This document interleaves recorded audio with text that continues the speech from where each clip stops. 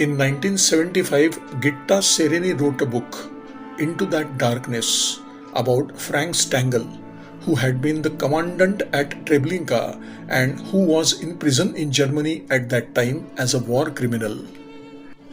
The killings were organized systematically to achieve the maximum humiliation and dehumanization of the victims before they died.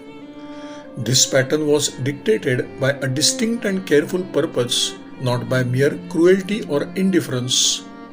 They crammed people into airless freight cars without sanitary provisions, food or drink, far worse than any cattle transport.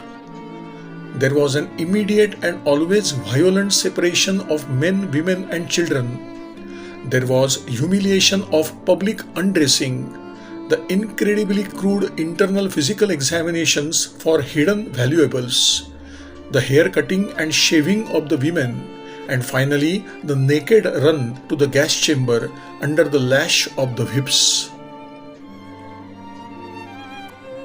Gitta Sereni asked Stangl, why? If they were going to kill them anyway, what was the point of all the humiliation? Why the cruelty?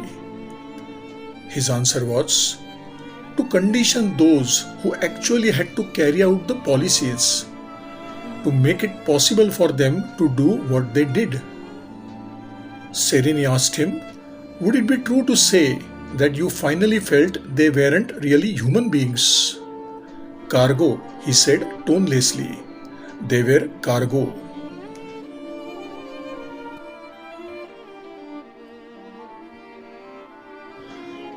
The suffering of babies and children is achingly heart-rending. In Isaac Arard's book Belzec Sobibor Treblinka, there is an incident described by Bronca Sukno, a survivor from Treblinka. He recalled, on the platform where women undressed, 3 babies were discovered after one of the transports had arrived in the beginning of 1943. Their mothers had lost them in the mayhem as they were made to run to the gas chambers. Kurt Franz, the deputy commander of the camp, picked up one of the babies, lifted him up by his foot, hurled him through the air, and watched as the baby's head shattered against the wall. It's easier to turn away than to accept that these horrific and unbelievable actions were committed by people just like us. And yet we must remember, as distressing and uncomfortable as it makes us feel, because it's only by the act of remembrance that we can give back to these victims some small part of the humanity that was taken from them. Their lives were ruined and wasted, but every act of remembrance, however small, creates a link between the living and the dead.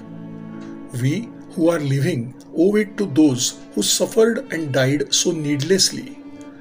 We must remember them because to do so reaffirms our own humanity, and with that comes the hope that we will not allow such a crime to happen again.